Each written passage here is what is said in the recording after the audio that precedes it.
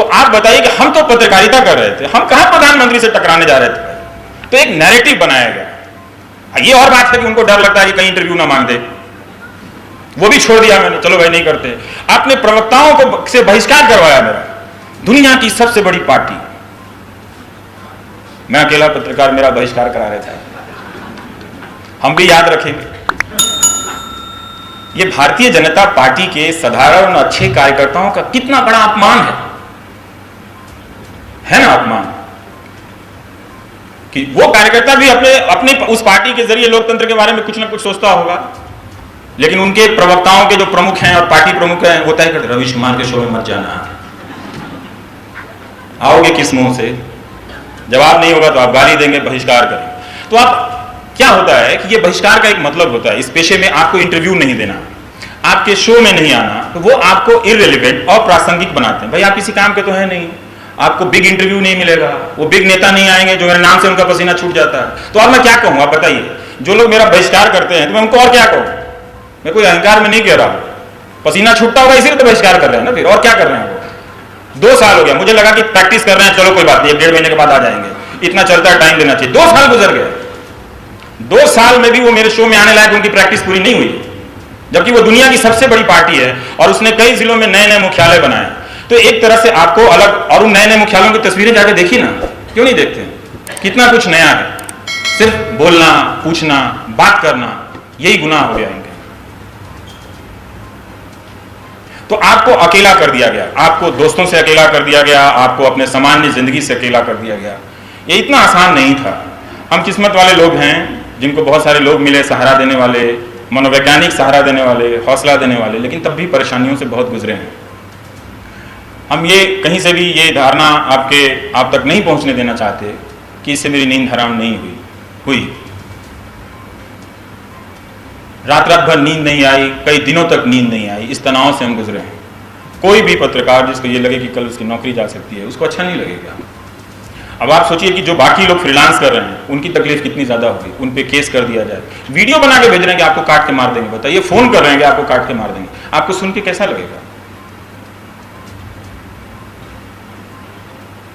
दिन रात आपके वीडियो पर आए, घर के लोग देखें, घर के और भी परिवार वाले हैं, उन पे कैसा लगेगा। और तब आप सोचिए कि जिनके यहां गोलियां चली हैं, जो गोलियों से मारे गए हैं, उन परिवारों पर क्या बीतती होगी। तो हम किसके लिए और किस बात के लिए, किन तर्कों से हिंसा के इस बात को सपोर्ट कर रहे थे। क्या इन सब बातों के बिना आप इतने बुज़दिल हो गए हैं कि उस नेता का सपोर्ट नहीं कर सकते। क्या उस नेता की जरूरत इसी काम के लिए है कि हमको ट्रोल आर्मी चाहिए था हिंदुस्तान में, जो गालियां दे, लोगों को मारे, जो वोट देने के लिए, देने के बाद निकले तो 10 लोग लाठियां लेके, डंडे लेके उससे कार के पीछे दौड़ जाएं। ऐसा हम लोगों ने क्या किया था। और जब बताने जाइए तो तमाम तरह के पत्रकारिता के अंतर विरोध को खड़ा कर देते हैं। पुलिस के पास जाइए तो पुलिस काम नहीं करती है, जांच नहीं करती है, क्योंकि वो जो सारा नेटवर्क था वो स्वाभाविक नेटवर्क नहीं था लोगों का, वो बनाया हुआ नेटवर्क था। उनको पावरफुल लोग प्रोटेक्ट कर रहे थे। उनमें से बहुत सारे लोग प्रधानमंत्री को फॉलो करते हैं, प्रधानमंत्री को फॉलो करते हैं इस समाज में।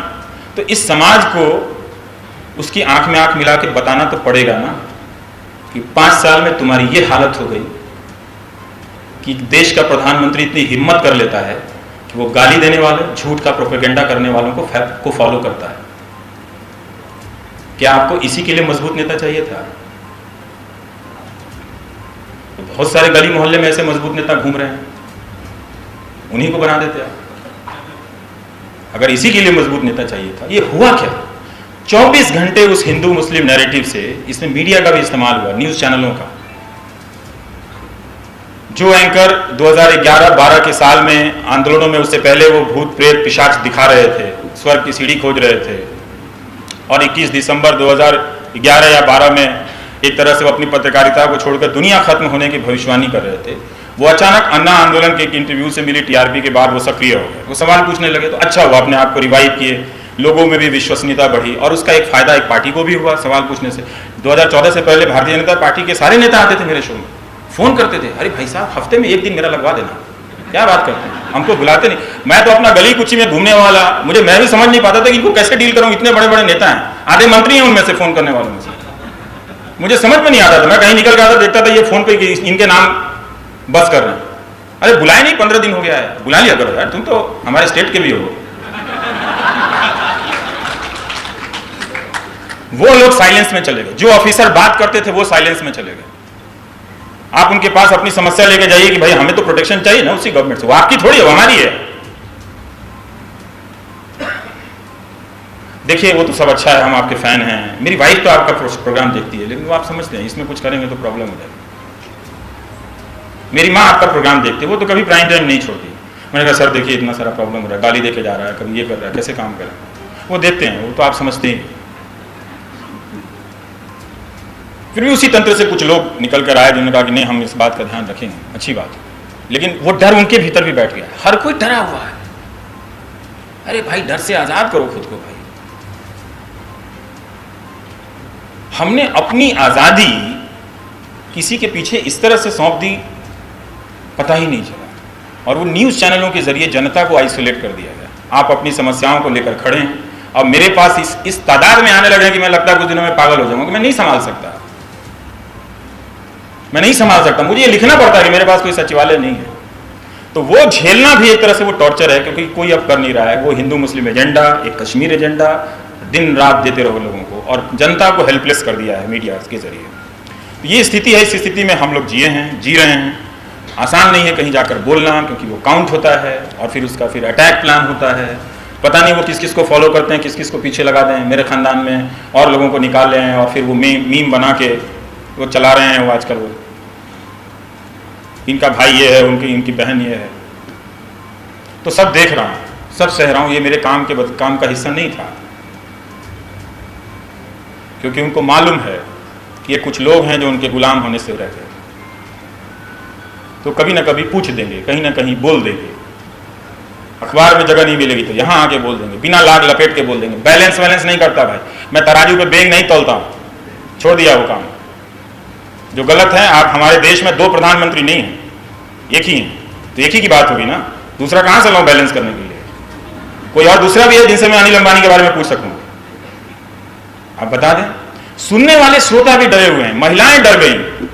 तो इतने सारे डरे लोगों के बीच में एक आदमी जिसको लगातार, मैं अपनी ही बात कर सकता हूं, डराया जा रहा है, तो सोचिए उसकी मनस्थिति क्या होगी। उसको डील करने के लिए भी रोज अपने आप से एक लड़ाई लड़नी पड़ती है।